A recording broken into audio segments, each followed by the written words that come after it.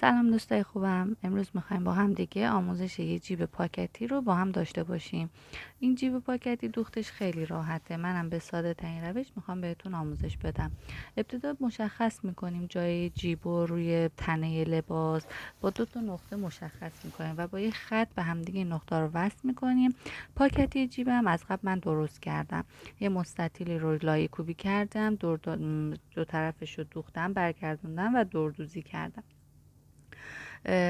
برگه جیب رو بین اون 2 نقطه‌ای که مشخص کرده بودیم قرار میدیم و کیسه جیب رو هم روش میذاریم، یعنی برگه بین بدنه لباس و کیسه جیب قرار میگیره.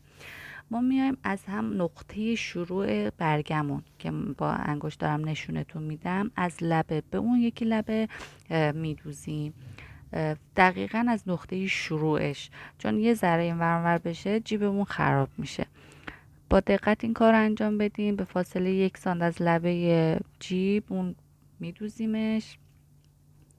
من این کار رو الان دارم براتون انجام میدم.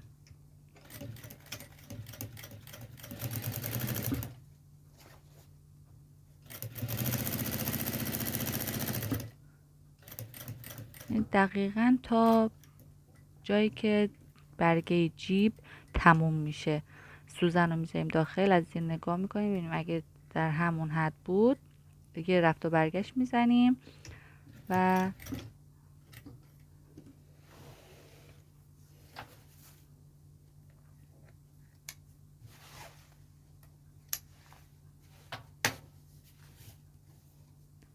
دقیقاً از نقطه شروع برگه تا نقطه پایان برگه میدوزیم.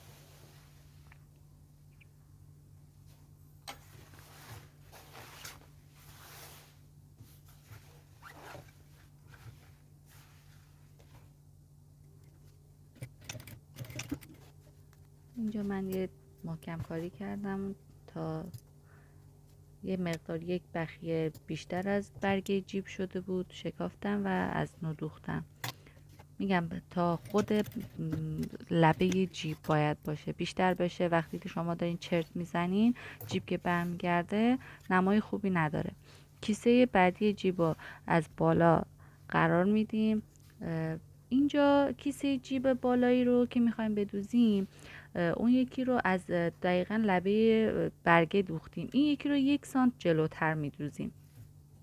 برای چی؟ وقتی میخوایم جیب رو برگردونیم از بیرون بیرون نزنه این لبه های جیب رو که دوخت میزنیم، از بیرون کار نمای بدی نداشته باشه. حالا بعد دوخت بهتون نشون میدم قشنگ. 1 سانت جلوتر و به فاصله 1 سانت از لبه جیب میدوزیم تا 1 سانت قبل از تموم شدن برگه جیب.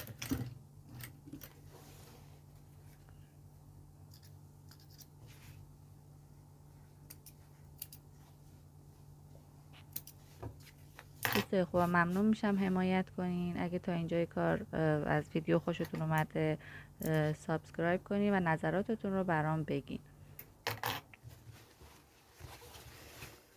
برمیگردونیم کارو از پشت، نخهای اضافی رو میچینیم.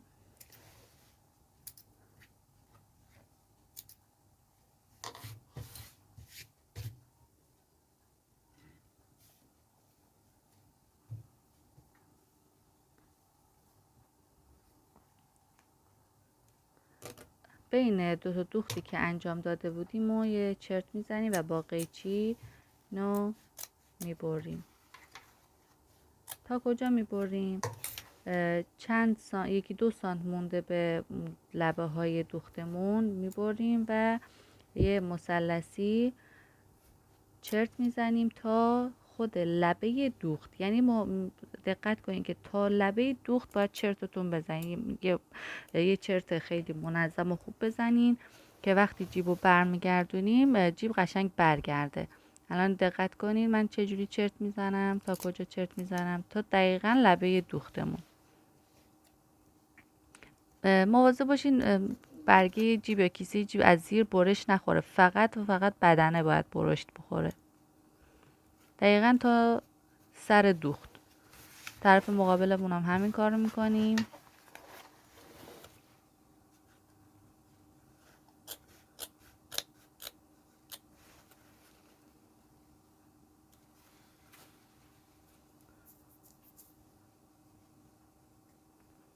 دقیقا تا سر دوختمون یه چرت میزنیم، از زیر برگه جیب کنار میکشیم که موقع اونو نبریم.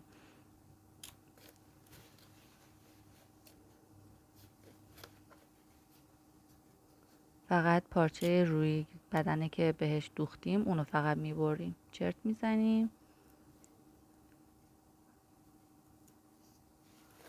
مراقب باشین که چرت عمیق نزنین یه موقع پارچه از زیر دستتون در بره. این سمت هم همینطور تا سر دوخت چرت میزنیم.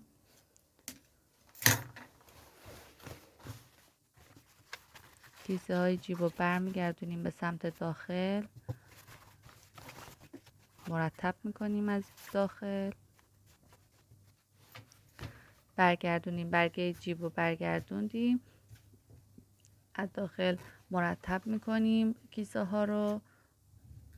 بعد از اینکه مرتب کردیم از روی رودوخت قبلی دوباره یه رودوخت دیگه میریم که برگه به تنه وصل بشه.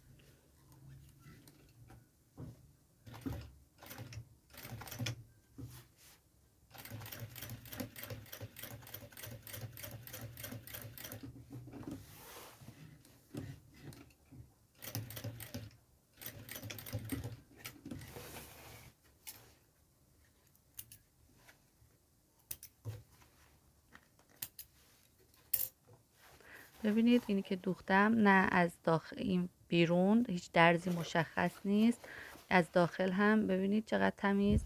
اون 1 سانتی که گفتم جلوتر میدوزیم به خاطر همین موضوع، وقتی که از رو چرخ میریم دیگه از بیرون چیزی دیده نمیشه. از داخل هم همینطور، سمت مقابل هم همینطوری میدوزیم، از روی رودوخت قبلی دوباره چرخ میکنیم.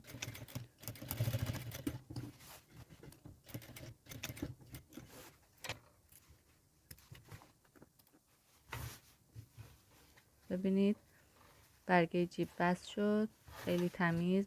از گوشه ها چون چرتی که زدیم هیچ کیستی نداره.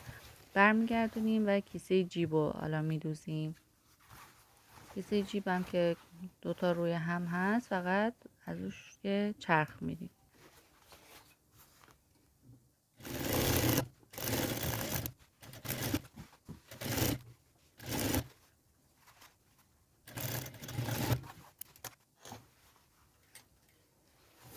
کیسه جیبمون هم دوختیم، مرتب میکنیم. اینم از جیب پاکتی ما. ممنون که تا اینجای ویدیو با من همراه بودین. ممنون میشم نظراتتون رو بگین تا اینجای کار. اگه دوست دارین آموزش بعدی چی باشه لطفا تو کامنت ها برام بنویسین. ممنون.